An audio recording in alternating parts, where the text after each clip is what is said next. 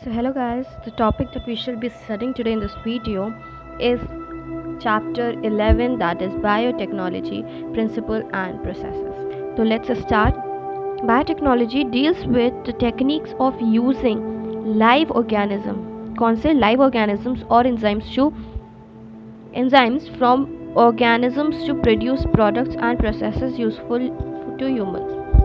Meaning कि biotechnology एक ऐसी फील्ड है जहाँ पे हम लोग उन टेक्निक्स के बारे में जानते हैं जिसके हेल्प से हम एक जो लिविंग ऑर्गेनिज्म है, meaning not the dead organism, the living organism जो कि अलाइव है, उसकी हेल्प से हम एक और ऑर्गेनिज्म प्रोड्यूस करें या कुछ ऐसा प्रोडक्ट प्रोड्यूस करें that is some or the other way useful to us, right.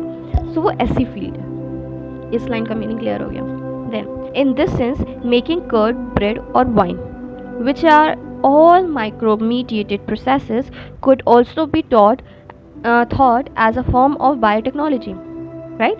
तो अब ये लोग बोलते हैं, अगर हम लोग इस चीज़ को दिमाग में रखें कि एक ऐसी टेक्निक, बायोटेक्नोलॉजी उन टेक्निक्स को डील करती है, deals with those techniques which converts the living organism into a valuable product that is useful to us or any other organism.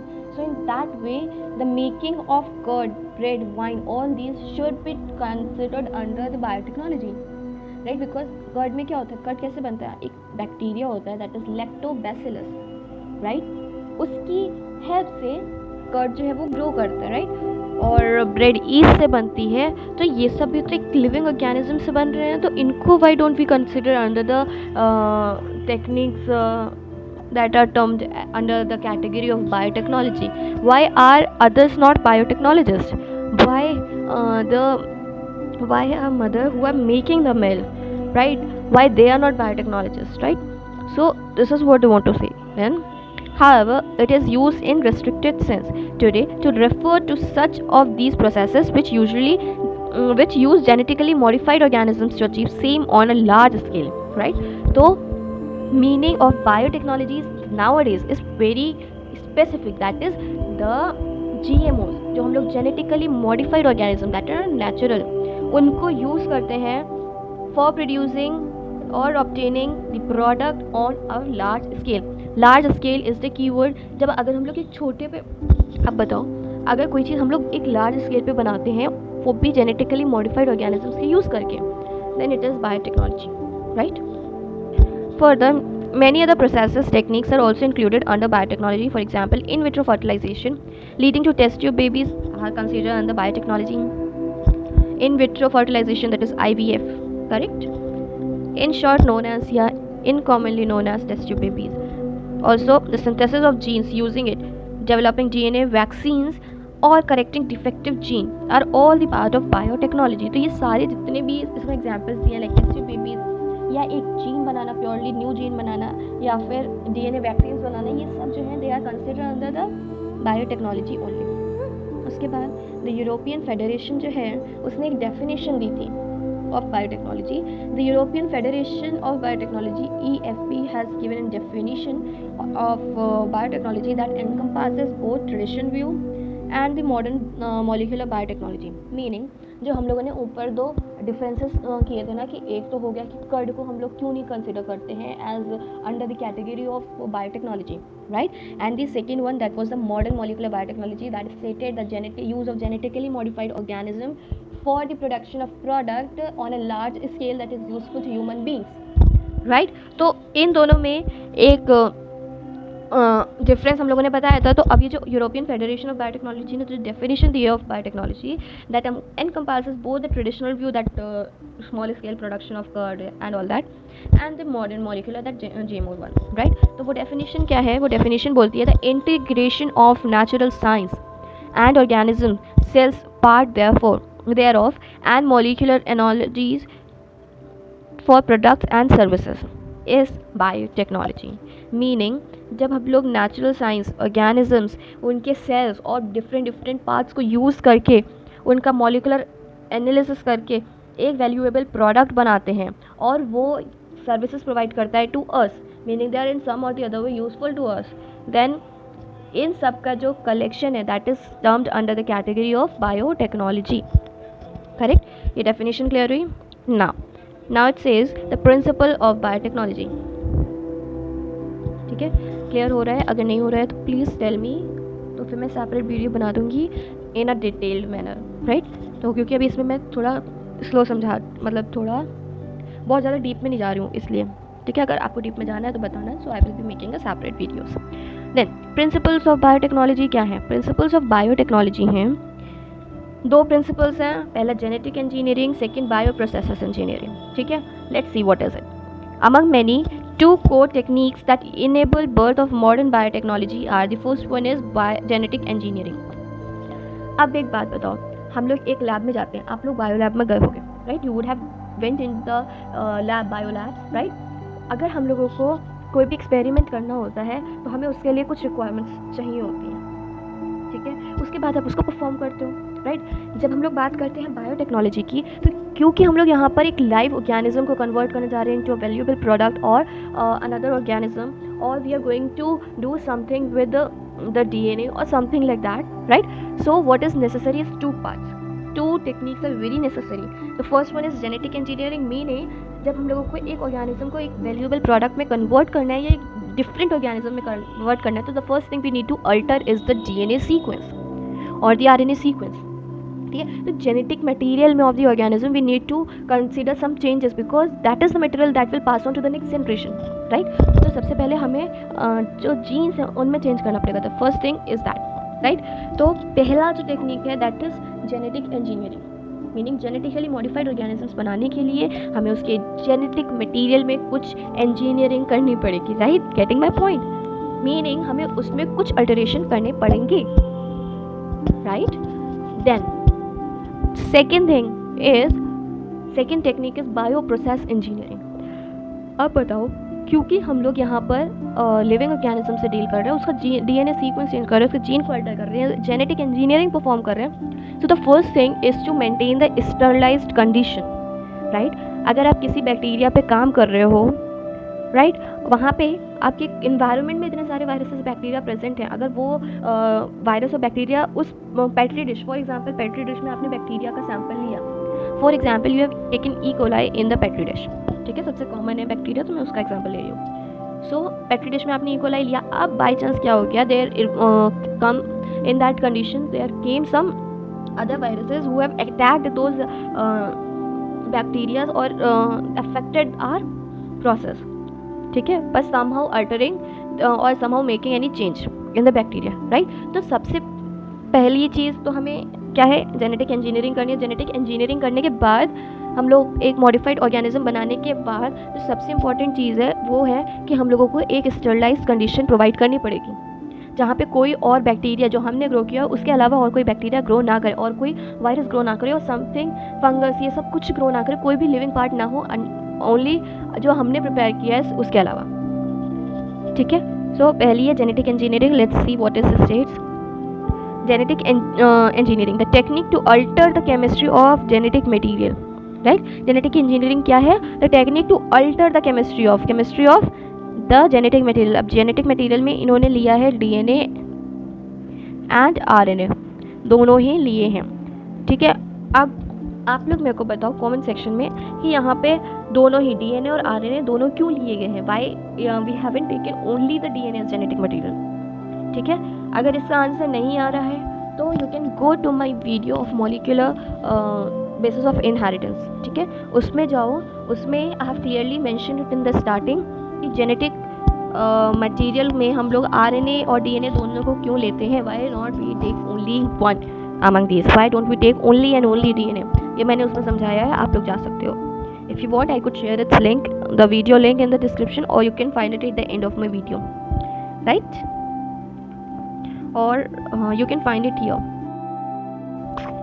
Then alter the DNA to introduce these into host organisms and thus change the phenotype of the organism। तो genetic engineering clear होगी कि to alter the genetic material or the chemistry of the genetic material of any organism so as to introduce it into the host organism. जब हम लोगों ने gene में कुछ changes किए उसके बाद उस जीन को हमने इंसर्ट किया इनटू द होस्ट ऑर्गेनिज्म में, उसके बाद फिर हमने अल्टीमेटली क्या किया, जो चेंजेस हमने किए थे उसका वो अपना प्रोटीन बनाएगा, प्रोटीन अपना फिनोटाइप शो करेगा, तो अल्टीमेटली हम लोगों ने क्या किया, फिनोटाइप चेंज कर दिया of the host organism, right. अब देखो second technique is bioprocess engineering. Bioprocess engineering states that maintenance of sterilised condition, that is microbial contamination free area. Sterilised condition या मेंटेनेंस ऑफ स्टरलाइज, ठीक है। Sterilised condition कौन सी होती है, ऐसी condition जो कि माइक्रोब कंटामिनेशन से फ्री हो, जहाँ पे और कोई माइक्रोब्स, बैक्टीरियाज, वायरस, फंगस ये कुछ ना हो।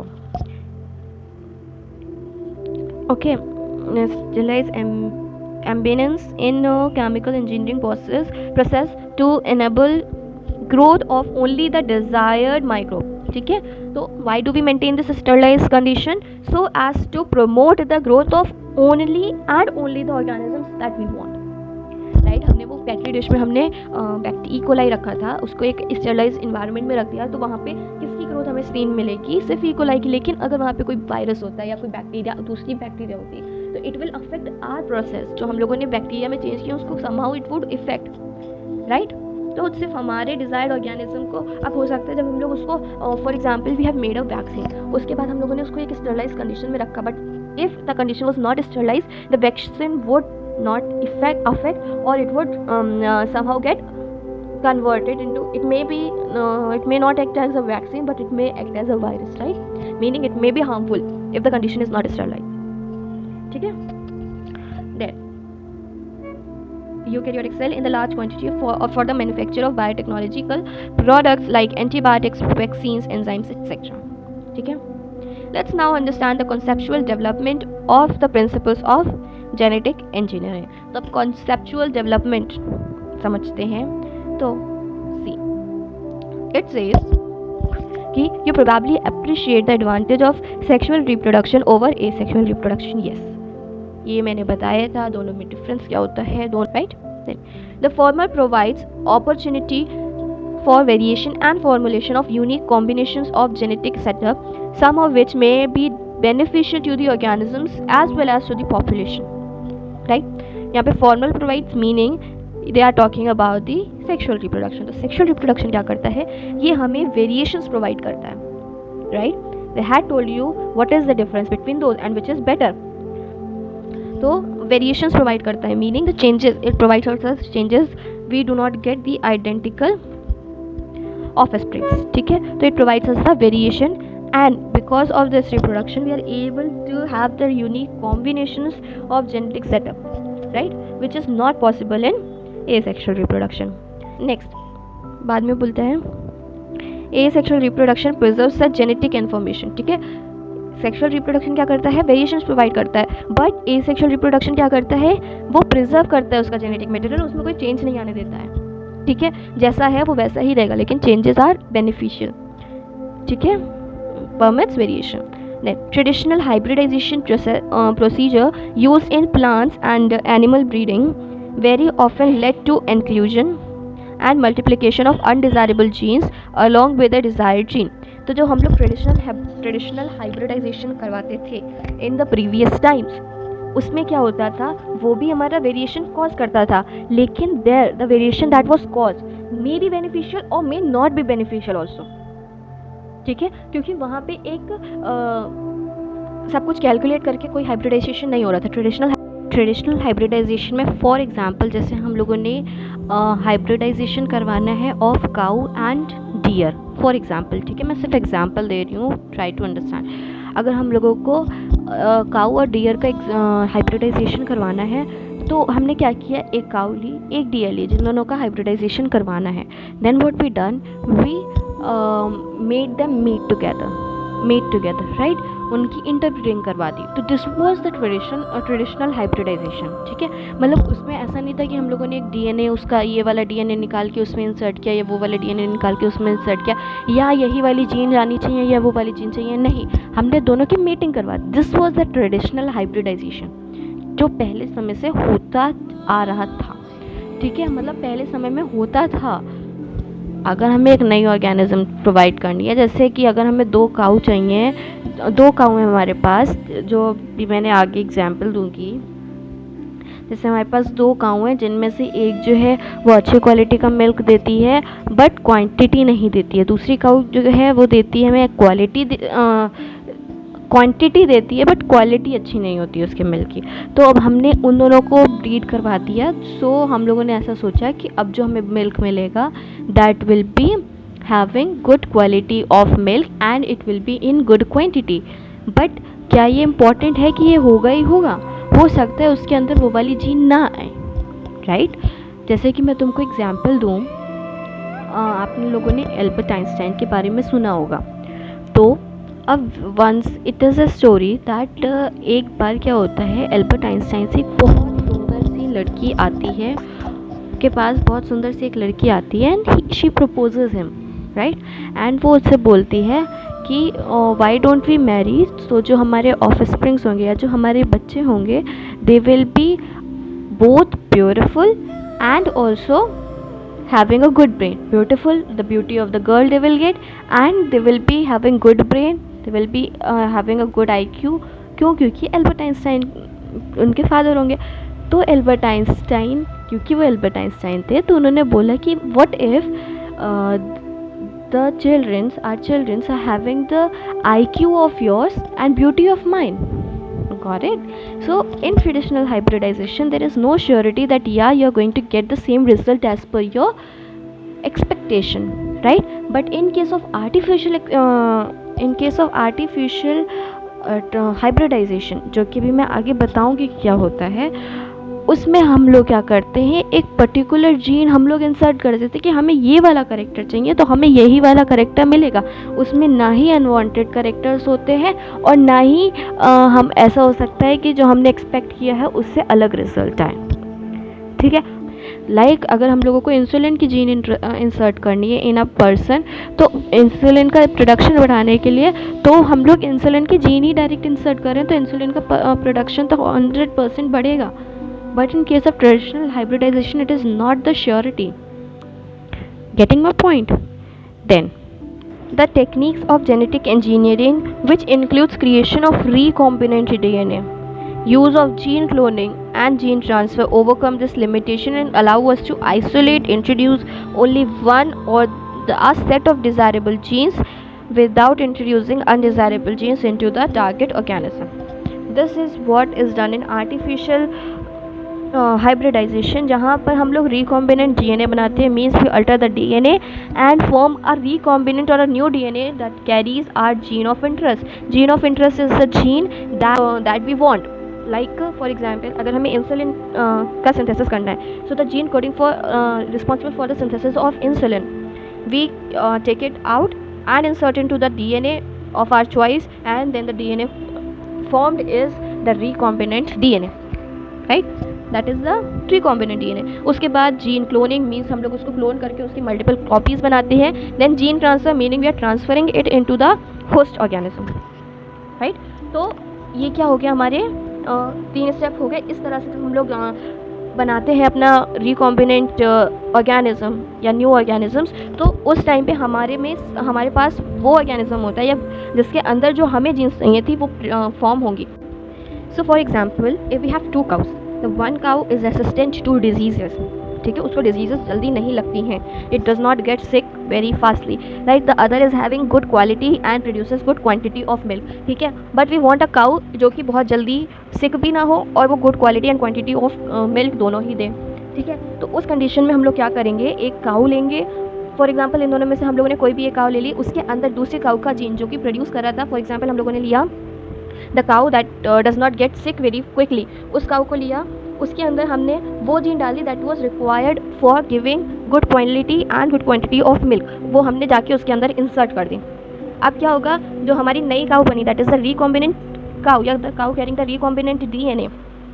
अब उसके अंदर क्या हमारे पास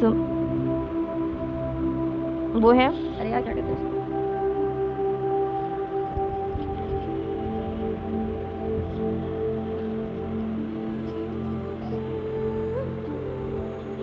what is good in that cow is it is not getting sick quickly, it is not giving poor quality of milk, it is giving good quality and good quantity of milk. तो हमें तीनों चीज़ें अपनी एक cow के अंदर मिल गई, right. So this is what is done using artificial hybridization, मतलब जो चीज़ें हमें डिज़ायरेबल है that we directly get it into the new organism that we produce. उस तरह से जो हमारा आर्टिफिशियल हाइब्रिडाइजेशन है that is more beneficial and is more better than the traditional hybridization, जहाँ की हमें अनवांटेड जीन्स भी we were getting, right. Then देखो वो यहाँ पे ये क्वेश्चन पूछ रहे हैं कि what is the fate of a piece of DNA which is somehow transferred to the alien organism. Alien organism यहाँ पे मीनिंग होता है ऐसा organism that is unknown, an unknown organism, ठीक है। यहाँ पे वो वाला एलियन नहीं है जो यूएफओ से आता है। उसके बाद वो आंसर करते हैं कि most likely the piece of DNA would not be able to multiply itself in the progeny cell of the organism. Meaning अगर सपोज देखो हमारे पास ये डीएनए मॉलिक्यूल है, ठीक है, it is somehow transfer to an alien organism, एक alien organism के अंदर ये ट्रांसफ़र हो गया, ठीक है। अब कितनी चांसेस हैं कि ये जो है रेप्लिकेट करेगा? इसके रेप्लिकेट करने के चांसेस बहुत कम है। क्यों? क्योंकि जब तक ये जो एलियन डीएनए है हमारा, जब तक ये एलियन डीएनए इस एलियन ऑर्गेनिज्म के अंदर नहीं जाकर उस क्रोमोसोम से नहीं अटैच करता है जो कि रेप्लिकेट कर पाता है, या उस डीएनए से नहीं अटैच करता है जो कि रेप्लिकेट कर पाता है। ये थोड़ा कन्फ्यूज़न हो रहा होगा, तो अगर आपने मॉलिक्यूलर बेसिस ऑफ इनहेरिटेंस वाली वीडियो नहीं देखी है तो उसको देख लो, उस पर जाके आपको कंफर्म हो जाएगा कि हम क्या बता रहे हैं, ठीक है। मीनिंग इन शॉर्ट अगर हम बात करें तो वो डीएनए जिसके पास ओरिजिन ऑफ रेप्लिकेशन नहीं होता है वो डीएनए रेप्लिकेट नहीं कर पाता है, ठीक है। अगर आपने एक foreign DNA meaning a DNA that is not of your body, उस डीएनए को आपने इंसर्ट किया into a person, into an alien person या इनटू एन अननोन पर्सन, उसके अंदर इंसर्ट किया, तो वो डीएनए तब तक रेप्लिकेट नहीं कर पाएगा जब तक वो ऐसे डीएनए का, मतलब जो बॉडी में हमारी डीएनए होती है उस डीएनए का पार्ट नहीं हो जाता जो कि खुद से रेप्लिकेट कर पाता है, या फिर तब तक रेप्लिकेट नहीं कर पाएगा जब तक उसके पास खुद के पास ओरिजिन ऑफ रेप्लिकेशन नहीं होगा। अगर इस डीएनए को जो मैंने यहाँ पे ये दिखाया है, इस डीएनए के पास इसका खुद का ओरिजिन ऑफ रेप्लिकेशन है, for example this part is the origin of replication of this DNA and we insert only this DNA into this organism, then yes it is able to replicate. Point clear है, right? अब देखो यहाँ पे क्या बोल रहा है, it says कि most likely the piece of DNA would not be able to multiply itself in the progeny cell of the organism, but when it gets integrated to the genome of the recipient, जो recipient है, जो organism है, जो alien organism है या host organism है, उसके genome के साथ इंटीग्रेटेड हो जाता है, मतलब एडअप हो जाता है, इट में multiply and be inherited along with the host DNA, host organism के डीएनए के साथ इनहेरिटेड भी हो सकता है।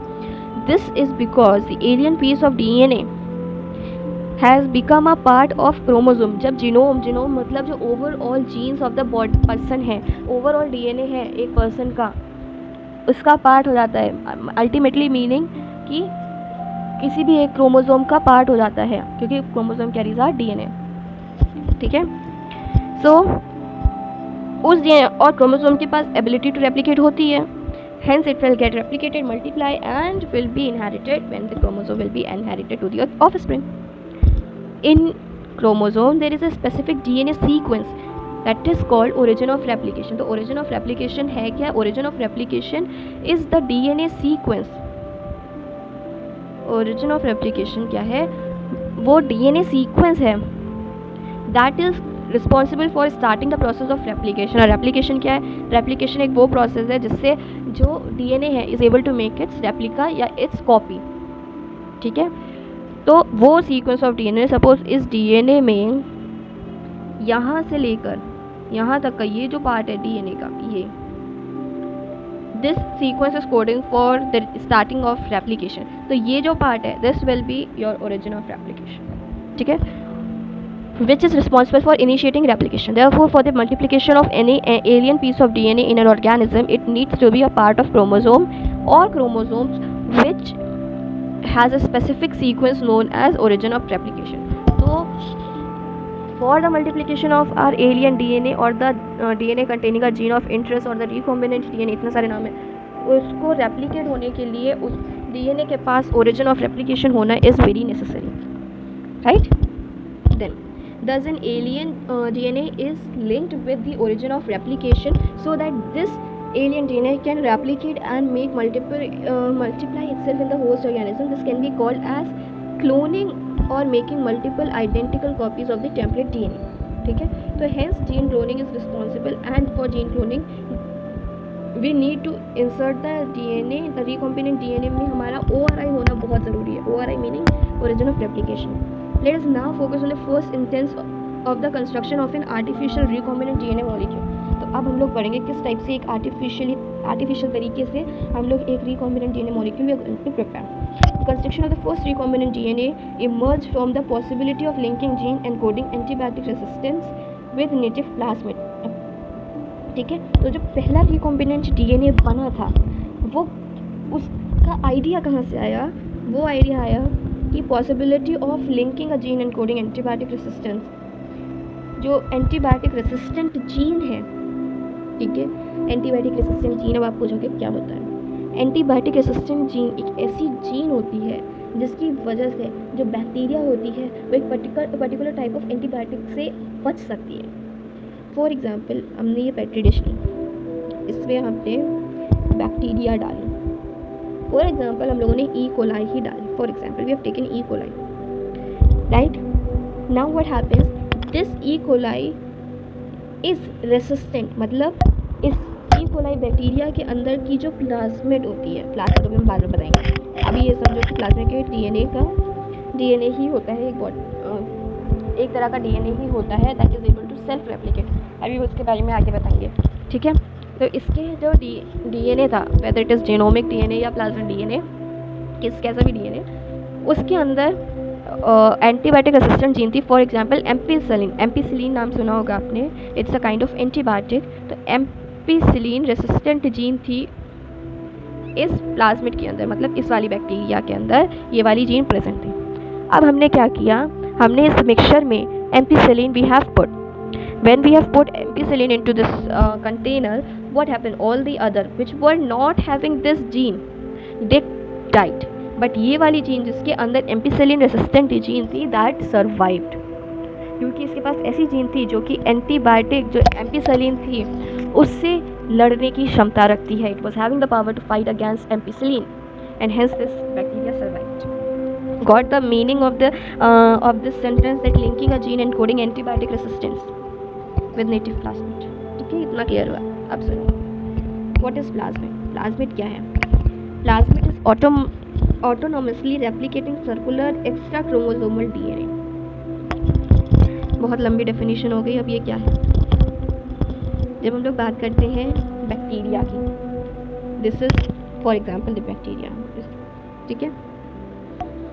In this bacteria we have the genomic DNA. This is the DNA. You know that bacteria do not contains nucleus, hence we have nucleoid जहाँ पे DNA हमारा कंडेंस रहता है, करेक्ट. इसके अलावा जीनोमिक डीएनए के अलावा इट हैव सम प्लाज्मिड्स. ये प्लाज्मिड क्या होती हैं? ये भी एक डीएनए ही होता है but it is extra chromosomal DNA. It is not the chromosomal DNA but extra, मतलब एक लिमिट से ज़्यादा एक्स्ट्रा, ठीक है. Extra chromosomal DNA that is able to self replicate. Self replicate मतलब ऐसा नहीं है जैसे जो जीनोमिक डीएनए होता है हमारा, वो क्या करता है, जब हमारा जो ये बैक्टीरिया होता है, जब ये बैक्टीरिया हमारा रेप्लिकेट करता है या बैक्टीरिया हमारा 2 पार्ट्स में डिवाइड करता है, तभी ये हमारा डीएनए भी 2 पार्ट्स में डिवाइड करता है, जो जीनोमिक डीएनए होता है. बट प्लाज्मिड डीएनए का क्या होता है? प्लाज्मिड डीएनए को कोई चिंता नहीं कि हमारे बैक्टीरिया रेप्लिकेट करेगा नहीं करेगा, वो अपने आप से ही रेप्लिकेट हो जाता है जब उसका मन करता है, ठीक है. जब उसका मन करता है तब वो रेप्लिकेट करता है, ठीक है. उसके बाद it is not dependent on any of the bacteria, मतलब उस बैक्टीरिया का किसी भी चीज़ पे वो डिपेंड नहीं करता है. तो it is autonomously replicating circular क्योंकि ये सर्कुलर शेप में होता है, सर्कुलर एक्स्ट्रा क्रोमोसोमल डीएनए, ठीक. अब देखो, अब यहाँ पे बोल रहे हैं DNA emerge the possibility of linking to the antibiotic resistance with the native plasmid of salmonella typhimurium. तो जो पहला रिकॉम्बिनेंट डीएनए बना था that was formed from salmonella typhimurium. उसमें हमने अपने जीन ऑफ इंटरेस्ट को इंसर्ट किया। वो जीन ऑफ इंटरेस्ट क्या था? Antibiotic resistant gene. ठीक है, किसी एक एंटीबायोटिक की रेसिस्टेंट जीन थी जो हमने उस प्लाज्मिड में इंसर्ट करी थी।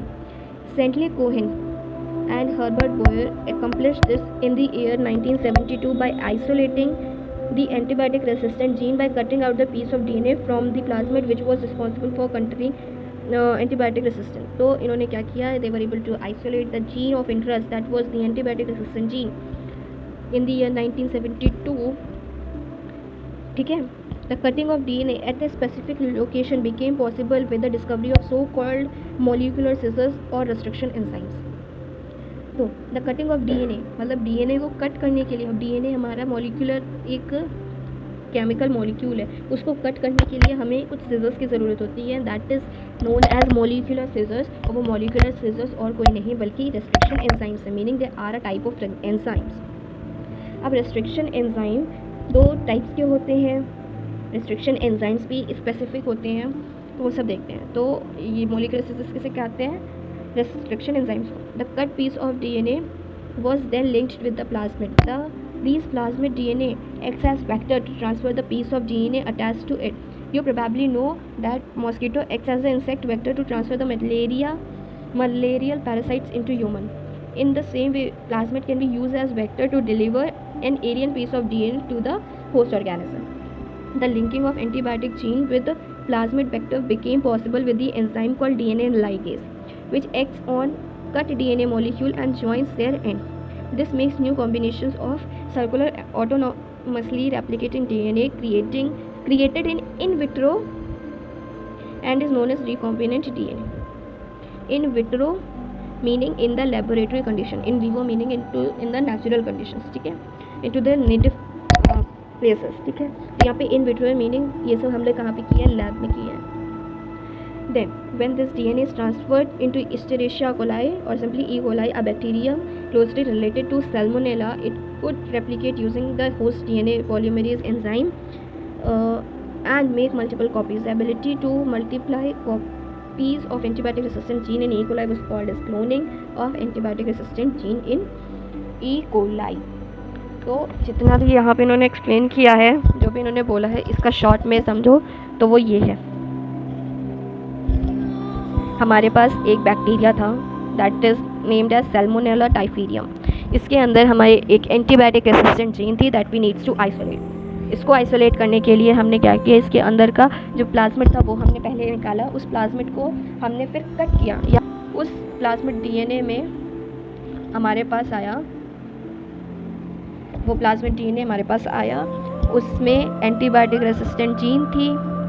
एक मिनट, ये वाला एरिया वो कोडिंग फॉर एंटीबायोटिक रेसिस्टेंट है। ठीक है, अब हमें ये जीन चाहिए, तो अब इस जीन को लेने के लिए हमने क्या किया? हमने मॉलिक्यूलर सीजर्स का यूज़ किया कट करने के लिए। सबसे पहले में कट करना था तो हमने रिस्ट्रिक्शन एंजाइम्स लिए और इसको कट कर दिया यहाँ से। ठीक है, कट किया। अब हमें क्या मिल गया? Now we got our gene of interest में मिल गया। ठीक है, ये जीन ऑफ इंटरेस्ट था हमारा।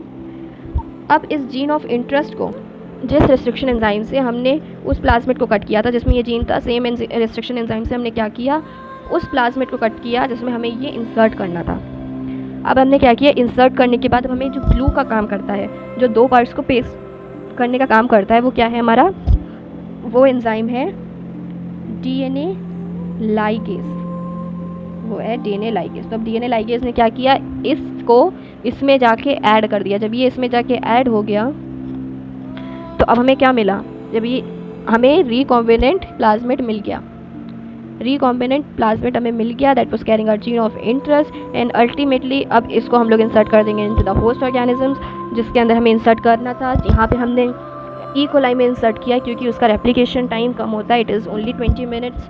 तो उसमें इंसर्ट किया ई कोलाई में। अब ई कोलाई फिर रेप्लिकेट करेगा, रेप्लिकेट किसकी मदद से करेगा? डीएनए पॉलीमरेज की मदद से, पॉलीमरेज की वजह से। ठीक है, तो अब इन शॉर्ट हम लोगों को कितने एंजाइम्स रिक्वायर्ड हुए हैं? सबसे पहले जो हमें बैक्टीरियाज चाहिए वो तो अलग बात होगी, एंजाइम्स की बात करें। पहला एंजाइम कट करने के लिए डीएनए को is restriction enzyme, restriction enzyme या रेस्ट्रिक्शन एंडोन्यूक्लियस एंजाइम लिखो। वो क्यों दोनों में डिफरेंस क्या है वो सब हम समझा देंगे अभी। रिस्ट्रिक्शन एंजाइम के बाद उसको जोड़ना था तो हमें डीएनए लाइगेज की मदद लेनी पड़ी, और डीएनए को रेप्लिकेट करने के लिए डीएनए पॉलीमरेज। ठीक है, अब देखो, you can hence infer that there are 3 basic steps in genetically modifying an organism. जो 3 बेसिक स्टेप्स हैं वो कौन कौन सी हैं? पहला, identification of DNA with desirable gene. सबसे पहले हमें वो ऑर्गेनिज्म खोजना होगा, वो डीएनए फाइंड आउट करना पड़ेगा that is containing a gene of interest. For example, अगर हमें इंसुलिन बनानी है तो हमें वो ऑर्गेनिज्म या वो डीएनए पहले फाइंड आउट करना पड़ेगा जिसके अंदर इंसुलिन प्रोड्यूसिंग जीन प्रेजेंट है, राइट। तो पहले हमें डिजायरेबल जीन, वो डीएनए आइडेंटिफाई करना पड़ेगा जिसके पास हमारी डिजायरेबल जीन है। Then we need to introduce into the identified DNA into the host, meaning we need to introduce that identified DNA जो हम लोगों ने एक ऑर्गेनिज्म में ढूंढ ली कि ओके इस डीएनए में हमारी जीन ऑफ इंटरेस्ट प्रेजेंट है। अब उस जीन ऑफ इंटरेस्ट को हमें होस्ट ऑर्गेनिज्म जिसमें हमें चाहिए उसमें हमने डालने के बाद maintenance and introduce DNA in the host and transfer of the DNA to its progeny. मतलब हमें वहाँ पे उस ऑर्गेनिज्म में पहुँच गई जिसमें हमें चाहिए था, मतलब होस्ट ऑर्गेनिज्म में हमारी जीन ऑफ इंटरेस्ट पहुँच गई। Now we need to maintain the conditions properly so that it is able to replicate into his body and is able to pass on to the next generation। ठीक है, ये 3 basic steps थी। उसके बाद cloning वगैरह आपको clear हो गया होगा। Then in the next video will be talking about tools of recombinant DNA technology. इससे हम लोग रिस्ट्रिक्शन एंजाइम्स के बारे में पढ़ेंगे। उसके बाद नेक्स्ट वीडियो में बाकियों के बारे में पढ़ेंगे, like cloning vectors etcetera. Plasmid को एक चीज़ और कि प्लाज्मिड को हम लोग वेक्टर्स क्यों कहते हैं, क्योंकि ये एक सेल से दूसरे सेल में हमारी इन्फॉर्मेशन ट्रांसफ़र करती है। सेम एज जैसे हम लोग मॉस्किटोज़ को बोलते हैं मलेरिया का vector, that takes the human malarial parasites. Plasmodium को वो इन्फेक्टेड ऑर्गेनिज्म से अनइफेक्टेड ह्यूमन में ले जाता है, राइट। तो इस वजह से उसको वेक्टर बोलते हैं। और यहाँ पे हमारा क्या हो रहा है, हमारा प्लाज्मिड जीन ऑफ इंटरेस्ट को इनटू द होस्ट ऑर्गेनिज्म ले जा रहा है, इसलिए इसको हम लोग क्या कह रहे हैं, हमारा vector, right? If you enjoyed the video, got understood and cleared all the topics, do like, share and subscribe to my channel. If you have any query, then also put it into the comment section. Thank you.